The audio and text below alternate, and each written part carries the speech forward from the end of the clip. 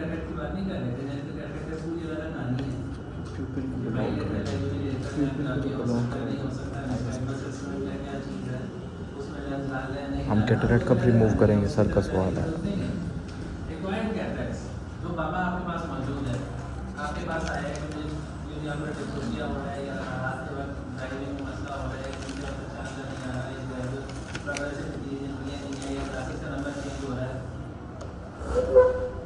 आपने देख लिया कैटरेक्ट है, अदरवाइज बाकी ठीक है। तो क्या क्राइटेरिया होगा कि जिसकी बेसिस पे आप उससे कहोगे कि नहीं बाबा आपको तो कैटरेक्ट की जरूरत है।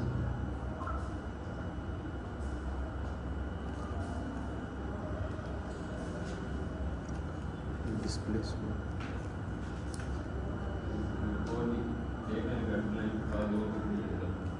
देख लिया ना बेटा, वही अंडरलाइन कॉज नहीं है, ये स्कैन तक करके देख लिया हमने, सब बिल्कुल साफ सुथरा निकाल दें जी। हमारा सर अगर बिल्कुल गाइडलाइन कॉज नहीं और जैसे सही नहीं आ रहा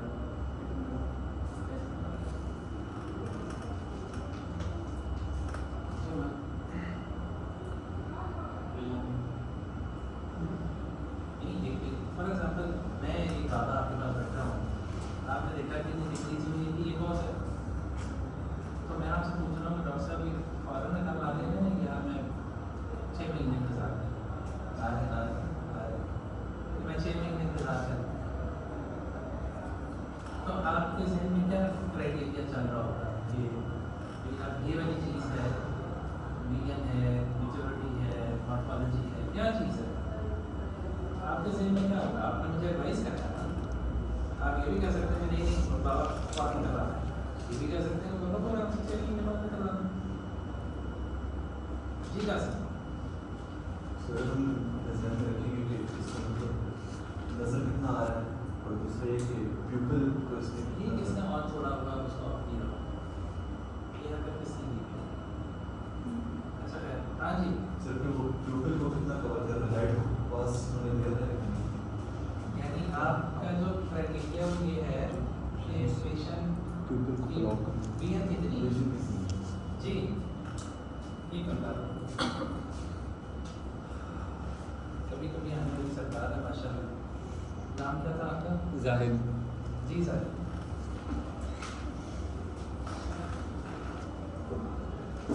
जाहिद हमारे बैच का है नहीं आपके जाहिद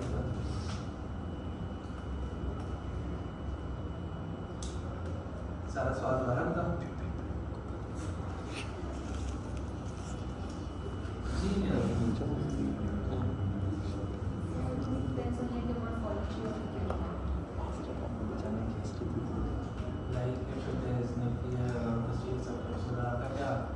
आप क्या पेशेंट को बताओगे? मैं बाबा आपसे पूछ रहा कि डॉक्टर साहब अभी निकलवाना है या बाद में 6 महीने बाद निकलवाना है? चलो मॉर्फोलॉजी आपने देख के उसको क्या बताया? फॉर एग्जाम्पल इसका पोस्टीरियर सबकैप्सुलर क्या बताया?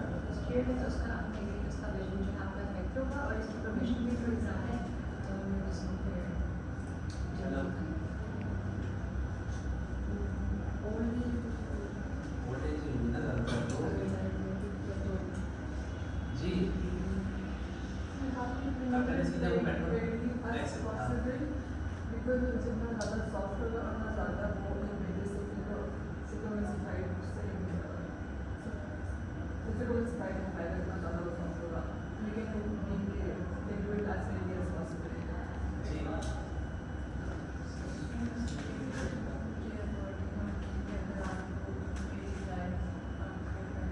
तो जो क्वेश्चन का आंसर है वो ये है कि ये डिपेंड इस पर डिपेंड नहीं करता तो इसकी मीनिंग कितनी है उसकी मॉर्फोलॉजी ये डिपेंड करता है कि पेशेंट को उस वक्त कितनी ज़रूरत है,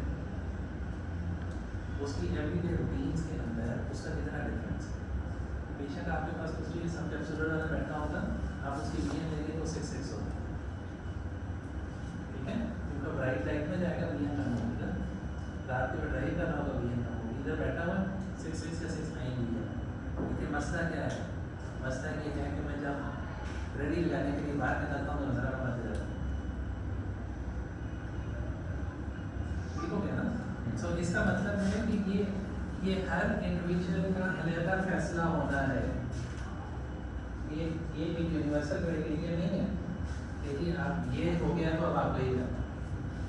एक बंदा कहता है कि मैं तो 6 महीने इधर जो है वो गर्मियों पे गुजार के तो फिर तो मैं तो जा रहा हूँ वापस अपने इलाके में, मैं 6 महीने बाद वापस आऊँगा। 6 महीने में क्या क्या कॉम्प्लिकेशन हो सकती है? और ज़्यादा मैच्योर हो जाएगा। मज़ीद नहीं खराब इज नॉट राइट वर्ड। ज़्यादा मैच्योर हो जाएगा। अच्छा ज़्यादा मैच्योर हो जाएगा तो फिर क्या करेंगे? मुश्किल का मतलब इट्स मुश्किल फॉर द सर्जन, पेशेंट के लिए। उनका क्या जा रहा है? यही तो पेशेंट पूछ रहा है भाई तुझे आप अपनी आसानी देख रहे हो मेरी आसानी देख रहे हो। ये बात समझ आ रही है कि ये इलेक्टिव प्रोसीजर्स हैं अनलेस के कोई ऐसी चीज़ हो जाए जिसकी वजह से ग्लाकोमा हो गया, क्योंकि 4 तरह के ग्लाकोमा भी कैटरेक्ट की वजह से हो जाता है। इसकी ब्रेक इसके पास है, ये जो है ये एकदम इस तरह क्यों होता है, ये हम में से किसी के पास नहीं है। अच्छा चलो, तो ये अनलेस के उसको कोई ऐसी चीज़। अब दूसरा क्राइटेरिया क्या है? पेशेंट को ग्लाकोमा हो गया, पेशेंट को डायबिटिक रेटिनोपैथी है, उसको रेटिनल अटैचमेंट है, उसकी आपने पेरिमेट्रल प्रोटोकोगुलेशन करनी है, ठीक है? आपने उस रेटिना को इन्वेस्टिगेट करना है, उसको ऑप्टिक नर्व की कोई डिजीज़ है, उसका ग्लाकोमा का कंट्रोल आप बेहतर करना चाह रहे हैं, तो आप उससे सजेस्ट करेंगे कि भाई अब ये निकालना पड़ेगा। ठीक हो गया? अब ये 2 तरह के क्राइटेरिया होता है ना, एक तो वो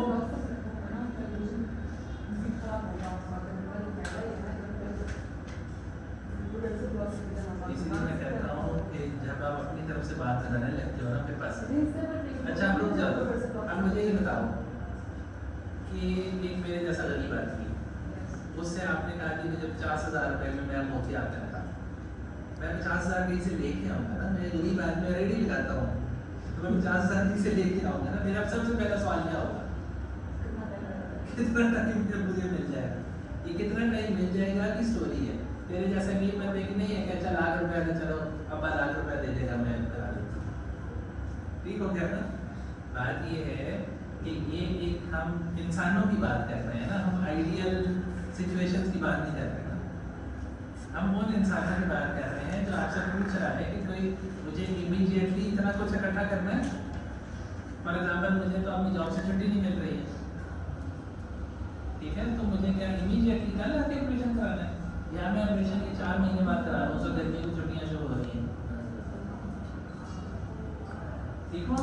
तो उसका आंसर ये है कि अनलेस कोई मेडिकल रीज़न हो, मेडिकल रीज़न वही है ना, प्रेशर बढ़ गया है, आप और दूसरी सेगमेंट में ट्रीटमेंट करना चाह रहे हो, उसको इन्वेस्टिगेट करना चाह रहे हो, तो आप उसको खुद बताते हो कि भाई ये रुकावट है। If you are having cataract और आपको उसमें से लेज़र करनी है डायबिटिक रेटिनोपैथी के लिए तो नहीं हो रही ना, उसके अंदर से आपने उसका ऑप्टिकल कोरस टोमोग्राफी करानी है, आपने उसकी फंडस फ्लोरेसेंस एंजियोग्राफी करनी है, नहीं हो रही।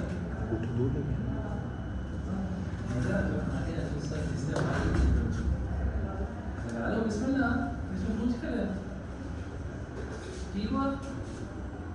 अब दूसरा सवाल ये है कि हमारे पास तो सर्जरीज बहुत सारी किस्म की हैं, हमारे पास इंट्राकैप्सुलर सर्जरीज भी हैं, हमारे पास एक्स्ट्रा कैप्सुलर सर्जरीज भी हैं, हमारे पास एक्स्ट्रा कैप्सुलर के अंदर कन्वेंशनल टाँके लगाने वाली भी है, माइक्रोइंसिजन सर्जरी भी है, हमारे पास इंटरवेंशन भी है, फिर हमारे पास फेमटो असिस्टेड कैथेटर सर्जरी भी है। ठीक, तो कौन सी ऐसी सिचुएशन होगी जिसमें हम इंट्राकैप्सुलर सर्जरी को प्रेफर करेंगे? इंट्राकैप्सुलर कैथेटर एक्सट्रैक्शन क्या क्या चीज़ होती है? उसमें क्या करते हैं?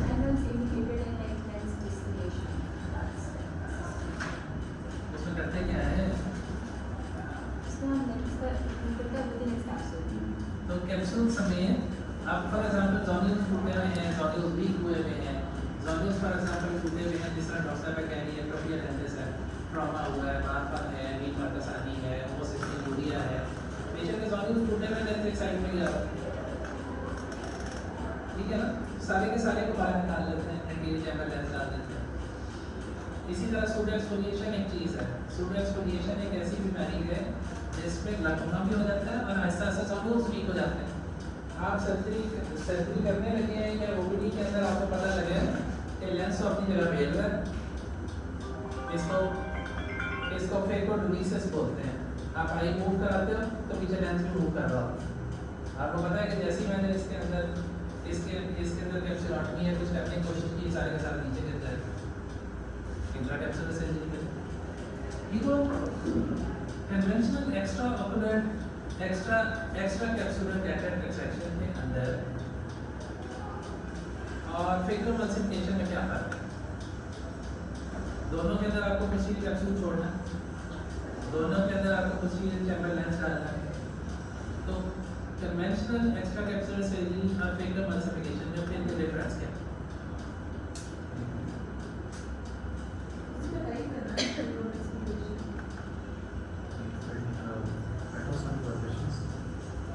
टांकों वाले ऑपरेशन और बगैर टांकों वाले ऑपरेशन में क्या फर्क है? अर्ली हीलिंग का फर्क, अर्ली रिहेबिलिटेशन का फर्क। ठीक हो गया ना? हीलिंग हो ना हो, बात यह है कि मरीज ने अपने काम पे जाना है ना, उससे अपना काम शुरू करना है, उसने अपनी एवरीडे रूटीन शुरू करनी है। जो डिस्टर्ब हो रही है वो करने की कराता है। ठीक हो गया ना? तो उसमें हीलिंग का टाइम छोटा है, उसमें हीलिंग का टाइम बड़ा है। उसमें सूजन इंड्यूस्ड एस्टिग्मेटिज्म है, वोन बड़ा है, हीलिंग स्लो हो रही है। आप 3 महीने से पहले उसका सूजन रिमूव नहीं कर सकते, 3 महीने तक उसे ड्रॉप्स भी आँख के अंदर डालने हैं, उसके बाद सूजन रिमूव होना है, उसके बाद एस्टिग्मेटिज्म खत्म होना है, उसके बाद ग्लासेस मिलनी है उसको। इसके अंदर आप हफ्ते 2 हफ्ते के अंदर सारी मेडिसिन खत्म ये भी है। पेशेंट कर लेते हैं जैसे आपने ऑफिस जा रहा हूँ तो ऐसे तो करके लगेंगे बट जिसके अंदर आपको एहतियात करनी है ना, मूड इतना बड़ा है। कॉर्निया के मूड का मसला ये है कि दिस इज एन ये वास्कुलर स्ट्रक्चर, उसको तो हील होने में कम से कम 6 वीक्स लगते हैं। तो 3 मंथ्स एक सेफ टाइम है जिसके बाद हम उसके सूचर से रिमूव करते हैं। अगर एस्टिग्मेटिज्म करता है, नहीं कर रहे हो तो सूचर उधर ही रहता है सारी उम्र के लिए। ठीक हो गया? सो क्यों फेकोडोलिसिफिकेशन? इसलिए कि पेशेंट का रिहैब जल्दी हो रहा है, अगर चाहे ये ज़्यादा एक्सपेंसिव है, सर्जन के लिए भी ज़्यादा टैक्सिंग है। क्योंकि आप जब एक स्किल सीखते हो, फॉर एग्जांपल आप कहो कि मैं गाड़ी चलाने सीख रहा हूँ या हवाई जहाज चलाना सीख रहा हूँ, तो है तो चलाना ही, लेकिन गाड़ी आप जल्दी सीख लोगे, जहाज चलाना मुश्किल से आएगा। तो वो लर्नर के लिए ज़्यादा स्टीप लर्निंग कर रहा है। तो इसलिए फेकोडोलिसिफिकेशन को सीखना, मास्टर करना ये मुश्किल काम है। पेशेंट के लिए आसानी है, जब हो गई जल्दी ठीक है। ये बात समझ आ गई ना? और प्रैक्टिकली दोनों में फ़र्क ये है, जो हम बड़े दिनों से ये बात करते आ रहे हैं, कि एक में आपने इंसिजन किया, इंट्राओकुलर प्रेशर 0 हो गया, आपने धक्के धक्के मारे, कैटेट बाहर निकल आया। दूसरे के अंदर आप कंटेन्ड एनवायरनमेंट में काम कर रहे हैं जो हाई प्रेशर है। ठीक है ना? इसमें आप उसमें तो जब आप का पोस्टीरियर कैप्सूल को कुछ होगा तो लेंस और विट्रियस सारा निकल के बाहर आ जाएगा। ठीक है ना? पोस्टीरियर कैप्सूल के अंदर टीयर हुआ, कोई मसला हुआ तो विट्रियस निकल के बाहर आ जाएगा। ये जो हाई प्रेशर चैम्बर जिसमें आप काम कर रहे हैं, इसमें सारी चीज़ें नीचे विट्रियस में चलती हैं, क्योंकि ऊपर से आपने प्रेशर किया हुआ है ना, वो जो इरिगेटिंग फ्लूइड आ रहा है वो प्रेशर डाल के रखा हुआ है। तो जैसे ही कोई मसला होगा सारे का सारा लेंस में विट्रियस में चला जाएगा। और विट्रियस के अंदर हम सारों को ये बात याद है कि ये सीक्वेस्टेड एंटीजन्स है। अब आप उनको उधर छोड़ नहीं सकते, वो कैप्सूल से एक दफ़ा जब बाहर आ गए हैं तो अब एनाफिलैक्टिक रिएक्शन होगा। ठीक है? इस वजह से याद है मैंने उस वक्त आपसे प्रोपिया लेटेस्ट में सवाल किया था कि पूरे का पूरा कैप्सूल समेत विट्रियस के अंदर गिर गया है, लेंस डिस्लोकेट हो गया है, ट्रॉमा हुआ है, पूरे का पूरा लेंस विट्रियस के अंदर जाके गिर गया है, तो उसमें जल्दी है उसको निकालने की कि नहीं है? तो उसको बिल्कुल निकालने की जल्दी नहीं है, क्योंकि कैप्सूल के अंदर मौजूद है, वो सारी उम्र भी उधर पड़ा रहे तो उधर पड़ा रहे, अनलेस कि उसमें से प्रोटीन्स लीक करने लग जाए। सर वो विजुअल पाथवे को इफेक्ट नहीं करेगा? मतलब लेंस है ना वो उसमें विड्स में चला गया तो वो था कैटरैक्ट है ना उसमें। तो जाके नीचे बैठ जाएगा ना यार, सीधा मैकुला में जाके नीचे बैठ जाएगा मैकुला में चिपक जाएगा जाके। लेकिन उसे फिक्स्ड होगा कैसे फिक्स होगा? वो तो जेल के अंदर पड़ा है ना, जेल में, लेकिन वो जब जेल में पड़ा है, जेल उसके अंदर जेल होता है। ये जेल में चीजें सैर थोड़ी कर रही होती हैं, जेली के अंदर चीजें सैर तो नहीं करती होती, कहीं इंफीरियर की ग्रेविटी के साथ जाके बैठ जाए, उसके अंदर फाइब्रोसिस हो जाएगी। उसे निकालना होता है, इवेंचुअली आपको निकालना ही पड़ेगा ना, लेकिन उसमें जल्दी कोई नहीं। लेकिन जब एक दफा वो खुल गया है, आपने कैप्सूलोटमी कर दी है, आप उसको इमल्सिफाई कर रहे थे, अब उसकी कैप्सूल पर टियर हुआ है, वो सारा लेंस मैटर आप विट्रियस में गिर गया है, तब तो वो एक्सपोज है, उसमें जल्दी है। वरना इतना सभी रिएक्शन होगा आप समझेंगे शायद इसका एंडोथर्माइटिस हो गया, क्योंकि ये एंडोथर्माइटिस की डिफरेंशियल डायग्नोसिस में रिटेन लेंस मैटर भी आता है, क्योंकि बॉडी को जैसे ही पता चलेगा कि एक फॉरेन एंटीजन आया है जिसको वो रिकॉग्नाइज नहीं करती, फॉरेन रिएक्शन हो, ठीक है ना। तो जब अब कैप्सूल एक दफा ब्रीच हो गया है तो फिर इमरजेंसी है, फिर आप छोड़ नहीं सकते। जब तक कैप्सूल ब्रीच नहीं हुआ हो सकता आप छोड़ सकते, ठीक हो। अब फेकोएमल्सिफिकेशन क्यों? फेकोएमल्सिफिकेशन इसलिए एक छोटा इंसिजन अर्ली विजन है, कितना छोटा वो हम अभी देखें, ठीक है। ये इसको कैराटोम बोलते हैं। कैराटोम इस ये जो चल रहा है अभी वीडियो चल रही है इसमें 3.2 मिलीमीटर का, कितना छोटा इंसिजन, कितना छोटा कि 3.2 मिलीमीटर का इंसिजन, ठीक है। तो 3.2 मिलीमीटर का भी देखा फुटे के ऊपर कितना होता है, कितना होता होगा, इतना कितना होता है, 1 मिलीमीटर कितना होता है, उसको 3 से 3.5 कर दो, ठीक हो। तो अब उसको हीट होने में और वो जो आधा कॉर्निया आपने काटा था जिससे आप प्रेस करके निकाल रहे हो और उसके बाद 5 ऐसे सूचक लगा रहे हो, तो उसके हीटिंग के अंदर डिफरेंस है ना, ठीक। तो अभी पहले हम देखते हैं, बीच बीच में कहीं रुक के फिर आपको मैं सुनाता जाता हूँ। तो ये मेन इंसिजन है,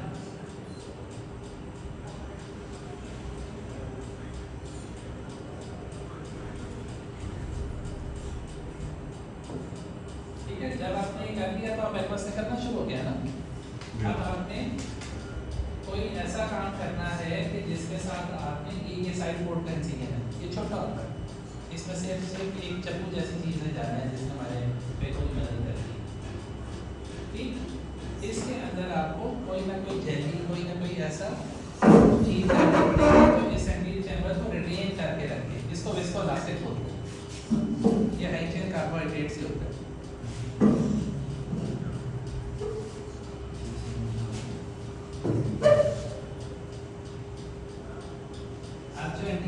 आपने खोलना है उस प्रोसेस को कैप्सूलर रेक्सेस बोलते हैं, वो एक कंटीन्यूअस गोल चीज बनेगी, ठीक है। अभी वो नीचे को बेंड कर रहा है, ये जो आवाज है ना वो आप तक पहुंच नहीं रही, क्योंकि उस आवाज क्या देना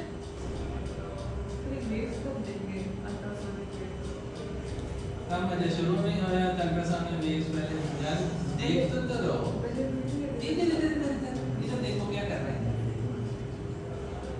ये एंटीरियर कैप्सूल को एक नेक दिया, ठीक है, उसका एक फ्लैप बनाया और उस फ्लैप को गोल गोल घुमा रहे हैं। अब ये कंटीन्यूअस एज बन रही है, नजर आ रहा है इस हिसाब से, ये कंटीन्यूअस एज बनती जाएगी, पूरा गोला बन जाएगा इसका। ये एंटीरियर कैप्सूल का जिसको उसने होल्ड किया हुआ है ना और साथ साथ चला रहा है, यानी उस एज को नहीं दे रहा, वो फ्लैप है जो आगे चल रहा है, ठीक हो। ये पूरा सर्कल उसने मुकम्मल कर दिया उसके साथ। अब अगला जो स्टेप है उसमें कैप्सूल को और इस कैथेटर को अलग अलग रखना है, इसको हाइड्रोडिसेक्शन बोलते हैं। पानी लेके आए, कैप्सूल के नीचे घुसे और वहाँ से पानी उसके अंदर इंजेक्ट कर दिया। नजर आ रहा है वो सारा कैप्सूल और एक कैटेट कर रहा था। अभी देखो ये लदा पेपर उसी अपने बैग के अंदर अभी लदा घूमना फिरना शुरू हो गया, पूरा कैटेट कर लेता होता है। यानी ये बाहर का कवर लदा हो गया, अंदर वाला कैटेट घूम फिर रहा है। अब आएगी वो प्रोब जो वेव्स देते हैं मैटर पहले जिसको वेव्स ही दे दी मैंने। अब ये जो फेको प्रोब है इसमें 3 चीजें हैं, एक ये पानी, एक इसके अंदर ये टाइटेनियम फिट है जो कि वाइब्रेट कर रही होती है, और इसके अंदर हॉलो स्पेस मौजूद है जो वैक्यूम है। इसको स्कल्परिंग बोलते हैं, ठीक है। न्यूक्लियस को सेंटर से खा रहे हैं, वैक्यूम उसको अंदर लेके जा रहा है।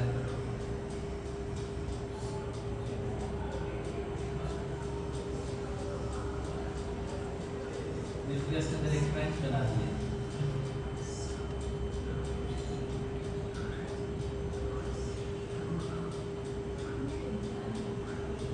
बनाया, इस पे क्रॉस बनाना ना, एक प्लस जैसी चीज बनानी है। ये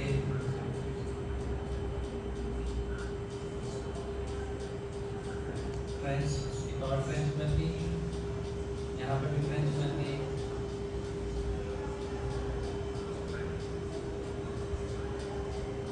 उसकी उस वाली साइड को आप नंबर दिया, लेकिन ये कि जो एक ट्रेंच ने बनी थी उसको आप अभी एक क्रॉस जैसी चीज बन गई। इसका मतलब है कि कैटरेक्ट के 4 हिस्से हो चुके हैं, ठीक है। इनको हम 4 हिस्सों को अलग-अलग अभी करते हैं। अब वो सेकंड इंस्ट्रूमेंट आएगा उस साइड से, जो साइड वाला इंस्ट्रूमेंट है वो एक चप्पू जैसी चीज होती है, ये इसको पैडल बोलते हैं।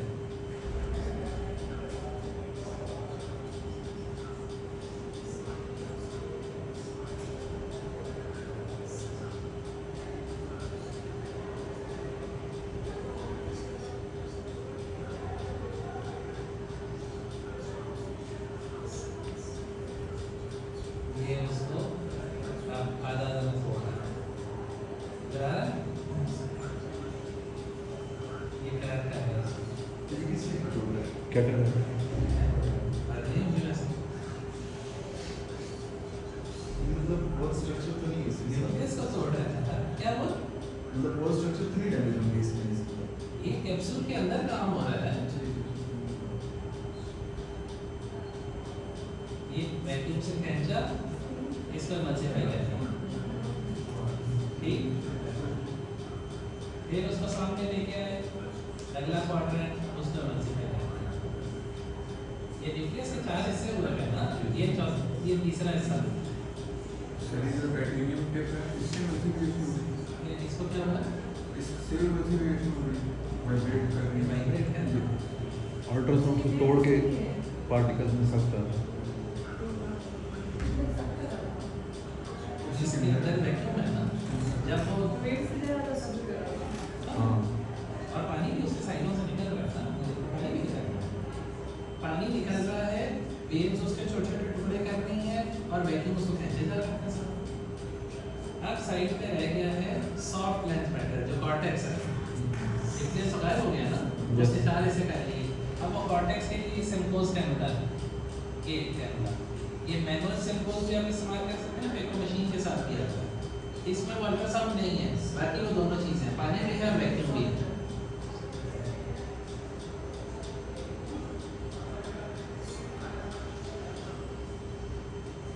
अब जब ये सॉफ्ट लेंस मैटर निकल गया तो इसके बाद से वो कैप्सूल बच जाएगा, जिसके ऊपर आपने एक वो एंटी कैप्सूल को काटा हुआ है, बाकी सारा कैप्सूल वैसा मौजूद है।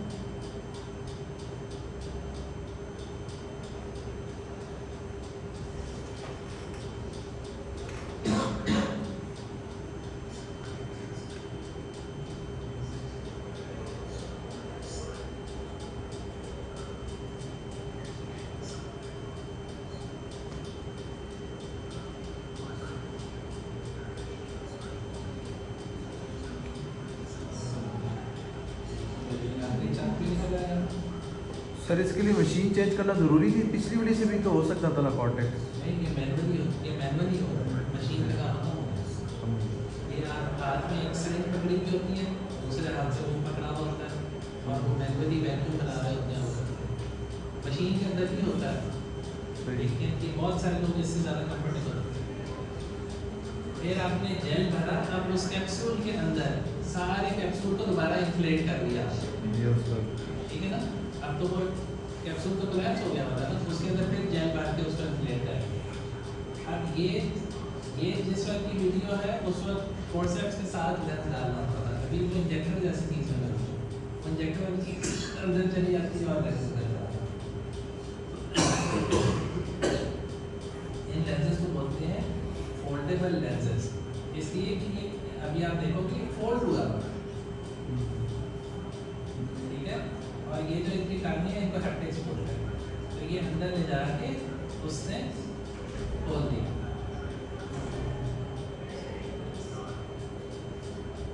ठीक है, तो दोनों टांगों ने उसको कैप्सूल के अंदर पकड़ लिया, सेंटर में लेंस खड़ा हो गया। ये 6 मिली ज़्यादा से ज़्यादा 6.25 मिलीमीटर अगर बहुत बड़ा हो तो होता है, वरना 5.75 मिलीमीटर का होता है। इसको लास्टिक अंदर से निकालना, तो क्या कहते हैं, इसको लास्टिक छोड़ेंगे तो ट्रेबेकुलर नेटवर्क में फंस जाएगा, आपके ड्रॉपलेट प्रेशर को ज़्यादा कर देगा। इसलिए वो सारी जेली को भी अच्छे तरीके से इसको हला के सारी आगे पीछे से उस जेली में निकालते हैं, वरना अगले दिन पेशेंट हो रहा हो बैठा गया में दर्द हो रहा, मेरा प्रेशर बढ़ा हुआ।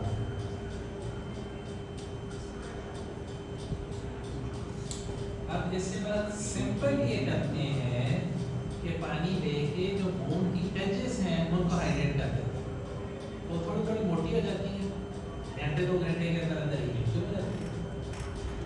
तो इसको स्ट्रोमल हाइड्रेशन बोलते हैं, जो अभी ये उसी के के साथ करने लगा है, जिससे वो कैप्सूल के नीचे पानी डाला था ना, ये स्ट्रोमा के अंदर थोड़ा सा पानी इधर डाला, थोड़ा थोड़ा पानी इधर डाला और बस काम खत्म।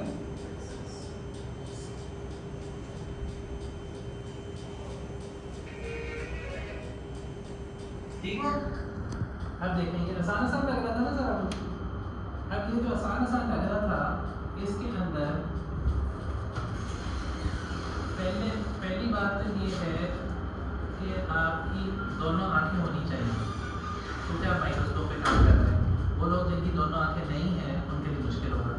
फॉर एग्जांपल एम्ब्लायोपिक है, रिफ्रैक्टिव एरर बहुत ज़्यादा है, वो बाइनोकुलरिटी उसका नहीं है, तो माइक्रोस्कोप में 3D इमेजेस नहीं देगा। ठीक हो गया। दूसरा, कभी आप ऑपरेशन थिएटर में जाओ तो ये माइक्रोस्कोप ऐसे है और सर्जरी ऐसे है,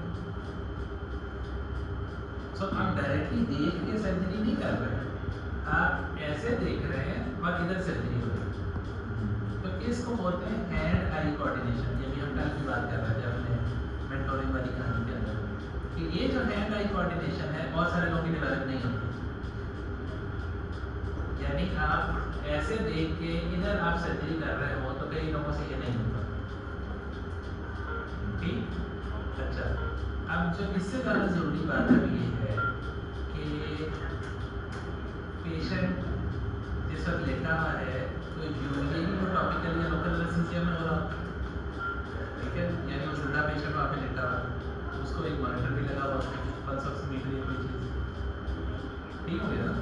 उस पल्स ऑक्सीमीटर की आवाज़ भी आ रही होती है, सुना ना आपने, टिन टिन टिन टिन, उसकी पल्स के साथ चल रही होती है। जो मशीन है उसमें भी आपने इरिगेशन करनी है, एस्पायरेशन करनी है, या आपने अल्ट्रासाउंड की वेव्स भेजनी है, वो आवाज़ के साथ पता लगता है, वो अपनी मशीन अपनी आवाज़ बदलती है। ठीक है, यानी ये ऐसा नहीं है कि ये स्टेप 1 पे ये है, स्टेप 2 पे ये कंटिन्यूस, जिस तरह हमारी गाड़ी का एक्सेलरेटर होता है ना, वैसा एक एक्सेलरेटर है जो आपके एक पैर के डोमिनेंट पैर के नीचे पड़ा है। उसमें पहले इरिगेशन यानी पानी शुरू होगा, उसके बाद वैक्यूम और उसके बाद फिर अल्ट्रासाउंड। ठीक है, तो ये आपके एक पैर के नीचे ये है और एक कान आप मशीन को सुन रहे हैं, मैं इरिगेशन में हूँ, एस्पिरेशन में हूँ, कि मैं फिर को प्रेस कर रहा हूँ। दूसरे पैर के नीचे माइक्रोस्कोप होती है, माइक्रोस्कोप के ऊपर नीचे करनी है, उसकी मैग्नीफिकेशन कम ज़्यादा करनी है। ठीक हो गया, एक हाथ में आपकी फेको प्रोब है और दूसरे हाथ में सेकंड इंस्ट्रूमेंट। इस वक्त आपको सिचुएशन समझ आ रही है कि एक आंख से आप पेशेंट को सुन रहे हैं, एक कान से आप मशीन को सुन रहे हैं, दोनों आंखें आपके सामने देख रही है, काम आपने इधर करना है, एक पैर के नीचे फेकोरी का फुट पैनल पड़ा है, दूसरे के नीचे माइनस कॉस फुट पैनल पड़ा है, और उस वक्त आपका ब्लड प्रेशर आपके नॉर्मल ब्लड प्रेशर से दोगुना है। पैसे उसके होते हैं, पैसे इसके लिए क्या है? कई दफ़ा मरीज आके कहता है वो जी लेंस तो ये 25,000 का है, आप 50,000 किस चीज़ के ले रहे हैं? मैं उसे कहता हूँ ये ले अपनी आंखों को डाल ये स्किल लर्न करना, ये जो स्किल लर्न करना है इसकी हम प्राइस ले रहे हैं। ये जितने मिनट की वीडियो है, इतने मिनट जो आपका ब्लड प्रेशर बढ़ा है उसके पैसे ले।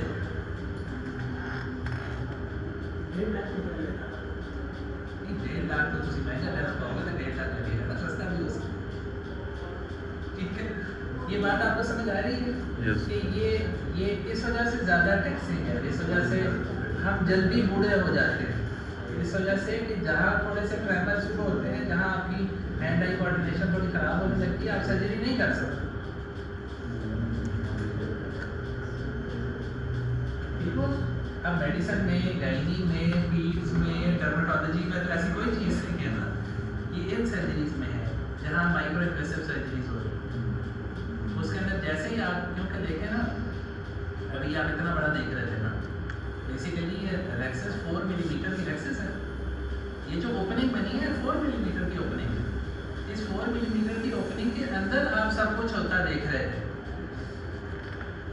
ठीक है ना? और ये यानी जो आपकी फेको की प्रोब है उसने एज को भी टच नहीं करना, उसने एज पे एक दफ़ा वेव मारी तो उसकी एज टूट जाएगी, ठीक है? उसने नीचे भी टच नहीं करना, कहते दूसरी कैप्सूल नीचे पड़ा रहा है, आप उसे स्टम्प कर रहे हैं तो स्टम्प करते हुए नीचे वाले को भी तोड़ देगी तो अगर उसको मार दिया आपने, ठीक हो गया? तो ये जो सारी सिचुएशन है ये सर्जन के लिए टैक्सिंग है। जिस तरह डॉक्टर साहब कह रही थी ना कि वो ज़्यादा मैच्योर हो जाएगा तो ज़्यादा ऐसे काम करने पड़ेंगे, ठीक है? लेकिन पेशेंट के लिए जब उसको अपनी नज़र पे अच्छा नहीं लग रहा उस वक्त इस्तेमाल में आपको ठीक है? अब इसमें जो सबसे बड़ा मसला है वो मसला है टर्बुलेंस का मसला। टर्बुलेंस का मतलब ये है कि पानी आ रहा है, पानी वैक्यूम से जा रहा है, एक अंदर एक पूरा थंडरस्टॉर्म आया हुआ है। ये थंडरस्टॉर्म एंडोथेलियल सेल्स को तंग करता है। एंडोथेलियल सेल्स बहुत नाजुक होते हैं, बहुत ज़्यादा नाजुक, जिस तरह आप में से कोई भी उतना नाजुक नहीं है जिस तरह को चलो इस सोनी लड़की को बना देते हैं कि बहुत नाजुक है। जैसे ही थोड़ा सा पानी भी लगे, ठंडा गर्म पानी लगे, काम छोड़ के बैठ जाओ तो अगले दिन क्या होगा? बड़ी अच्छी आपने लेजर की हुई है, बड़ा फेको कंसल्टेशन करके सारा कॉर्निया वाइट, इसलिए को इतनी ज़्यादा ये डॉक्टर साहब के सवाल का जवाब है। जितना मैच्योर होगा उतना ज़्यादा इमल्सिफाई करोगे, उतनी ज़्यादा टर्बुलेंस होगी, उतना ज़्यादा एंडोथेलियल सेल डैमेज होगा। तो पेशेंट को फिर ये समझाते हैं कि भाई उस वक्त आके करा लेना, लेकिन फिर उस सर्जरी में आप स्लो डाउन हो जाए,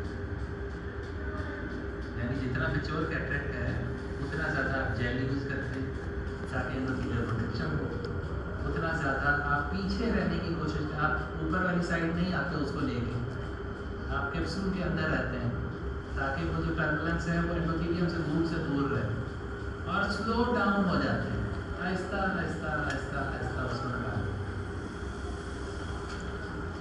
सर ये जो वाइट जिस तरह ये केस में हो गया था सिर्फ वो वाटर का टेम्परेचर की वजह से, तो इस केस में फिर पेशेंट को हम क्या करेंगे अगर फॉर एग्जांपल अगले इस केस में आ गया? उसके ट्रॉमा को बेहतर करने का एंटी इंफ्लेमेटरी कौन है? वो स्टीरॉयड जो कि हमने दिए थे तो हमारा पेशेंट अभी कॉम्प्रोमाइज हो गया था। अभी हम कुछ दिन पहले बात कर रहे थे, बिल्कुल कि आपने खुद पेशेंट को प्री डिस्पोज किया हुआ इस वजह से कि अगर आपने आयरस को टच कर दिया वहाँ से आयराइटिस शुरू हो जाएगा। इस वजह से वो कहते हैं प्यूपल डायलेट करो फिर क्या करके से अब ये सारी सर्जरी में आपको प्यूपल नहीं दिख रहा था ना, जितना मैक्सिमम डायलेट हो सकता है, जितना हम उससे दूर रह सकते हैं, क्योंकि टर्बुलेंस उसको लगी उसकी वैसा से लीक करना शुरू करते हैं, ठीक हो? तो जितना एंडोथेलियम के पास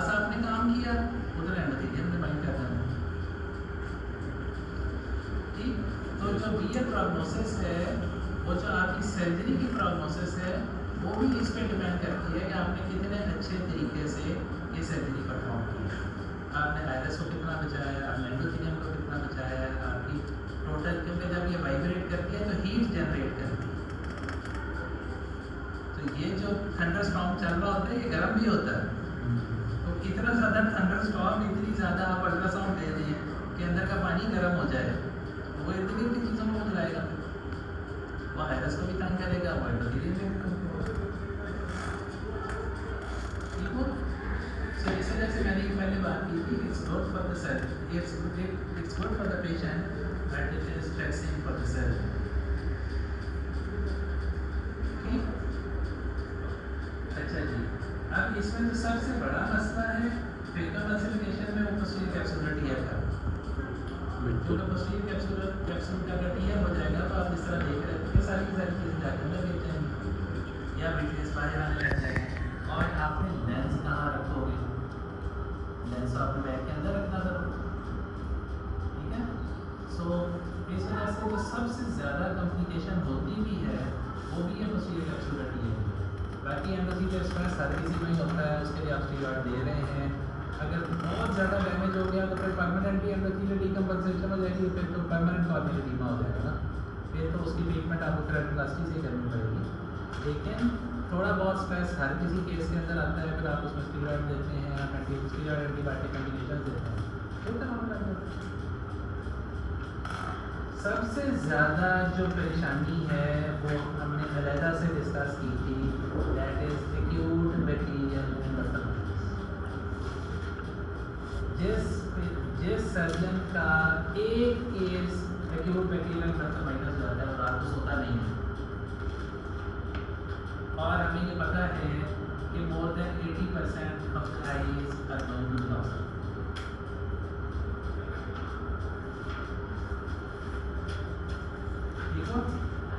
ये डिपेंड करता है आजकल के सिनेरियो के अंदर। तो काफ़ी बात एक अपनी जगह है कि आपने इंट्राविट्रियल इंजेक्शन लगाने हैं, आपने ये करना है, आपने कल्चर भिजवाने हैं। इस वक्त जो सबसे ज़्यादा जो प्रेवलेंट चीज़ है वो ये है कि जैसे ही आपको पता लगा है कि इसको एंडोथर्माइटिस हो गया है, फ़ौरन उसकी विटेक्टमी कर दें, विट्री सका दें और उसके अंदर इंट्राविट्रियल एंटीबायोटिक्स डालें। इसलिए कि एक स्टडी थी जो जिसने एंडोथर्माइटिस विटेक्टमी स्टडी, ये उस ज़माने की थी जिस वक्त विटेक्टमी बहुत अच्छी नहीं हुआ है। विटेक्टमी को बिल्कुल आखिर में उसके लिए रखते थे कि भाई अब और कुछ नहीं हो रहा तो चलो विटेक्टमी करते हैं। अब विटेक्टमी अब बहुत सेफ प्रोसीजर है, तो सबसे पहले उसको डीमल करते हैं क्योंकि सारे बैक्टीरिया विट्रेस में मौजूद होते हैं, वहाँ प्रोलिफरेट कर रहे हैं। तो सबसे पहले उसको डीमल करते हैं, क्योंकि आपने थोड़ी सी देर की कॉर्नियल एडिमा हो जाएगा, नजर आना बंद हो जाएगा, फिर विटेक्टमी नहीं होगी। ठीक, तो वो जो विंडो है जिसमें भी कॉर्निया तकरीबन क्लियर है, आप एंटीरियर चैम्बर को एक्सोलेट से साफ कर सकते हैं और लेंस के क्रॉस देख सकते हैं, उस वक्त विटेक्टमी कर सकते हैं। और फिर intravitreal antibiotics, oral antibiotics, intravitreal antibiotics वो देना शुरू कर सकते हैं। ओरल का वही कैच है, वाटर सॉल्युबल में जाना नहीं है, सिर्फ लिपिड सॉल्युबल पहुंच सकती हैं, तो इसका मतलब आप यूरोलोज देते हैं। इंट्राविट्रियल इंजेक्शन बनाने की अपनी एक प्रोटोकॉल है, तो वेंकोमाइसिन देते हैं विद अमाइनो ग्लाइकोसाइड या थर्ड जनरेशन, और उसके साथ स्टीरॉयड देते हैं। और स्टीरॉयड की कहानी मैंने आपको बताई, स्टीरॉयड्स एंडोथर्माइटिस में लाजमी देने हैं, और ये उन जगहों में से है जिसमें एक्टिव बैक्टीरियल इन्फेक्शन होने के बावजूद आप स्टीरॉयड देते हैं। और क्यों देते हैं? इस वजह से कि इन्फ्लेमेशन रेटिना को खराब कर देती है। वो बैक्टीरिया उतना खराब नहीं करते जितना इन्फ्लेमेशन रेटिना को और नर्व को खा जाती है। ठीक है, तो वो स्टीरॉयड्स के साथ होस्ट के रेस्पॉन्स को कंट्रोल करते हैं, एंटीबायोटिक्स के साथ में बैक्टीरिया का खराब होना है।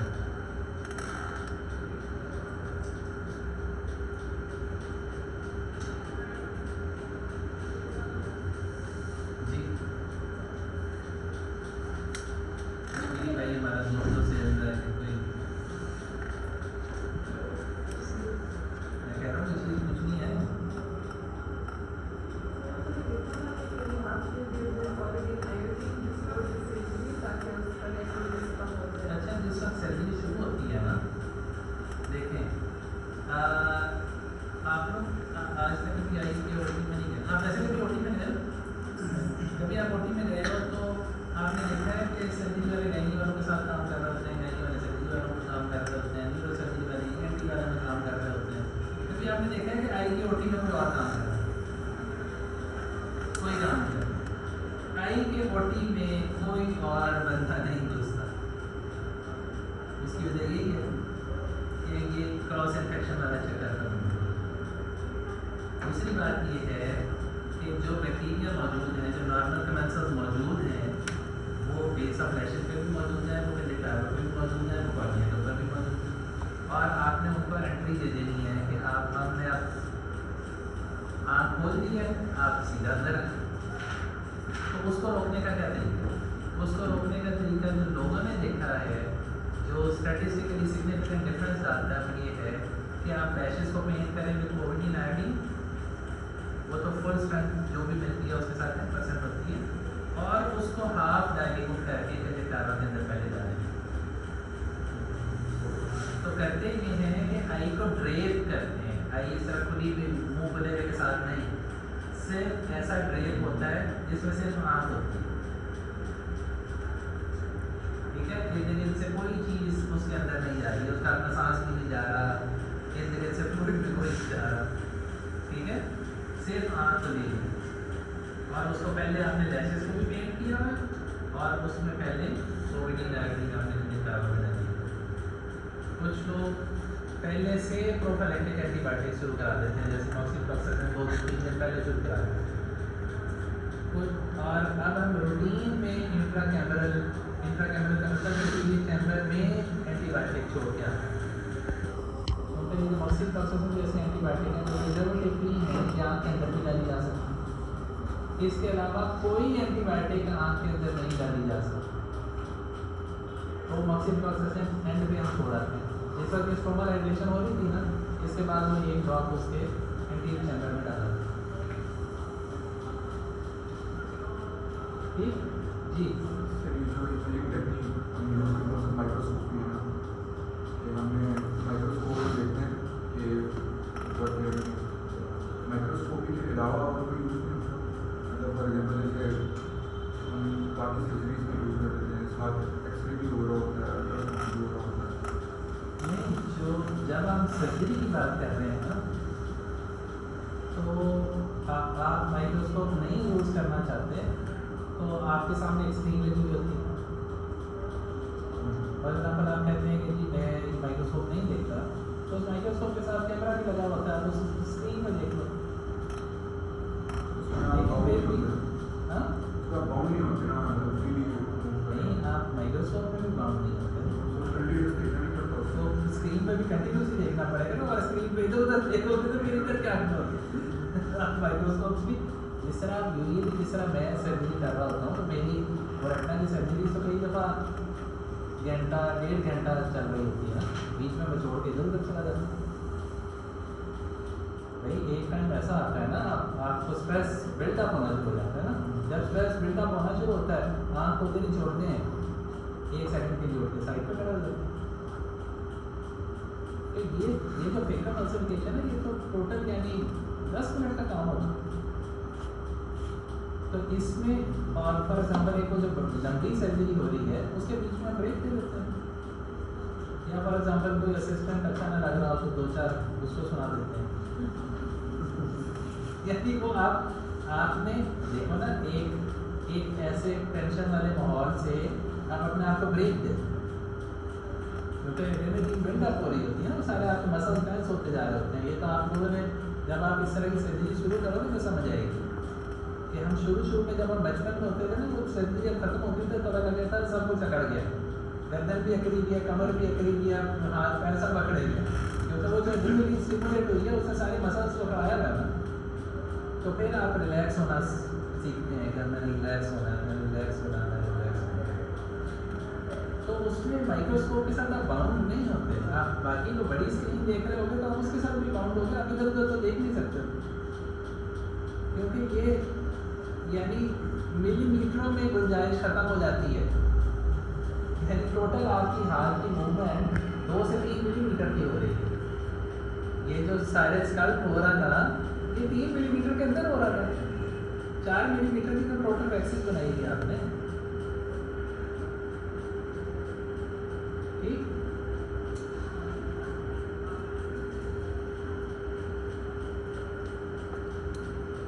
तो मसला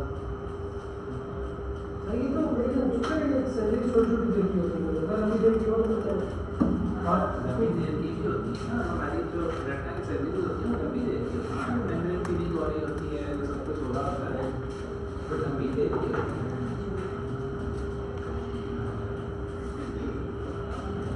ना।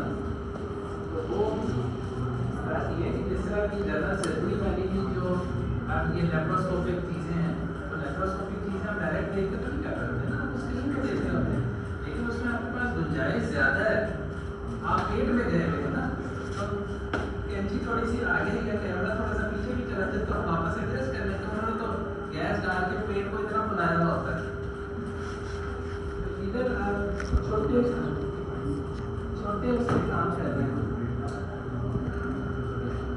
डेलिकेट ज़्यादा ना ये थोड़ा सा मतलब वो मार्जिन में मेरा काम कर सकते हैं। बातें आप पहले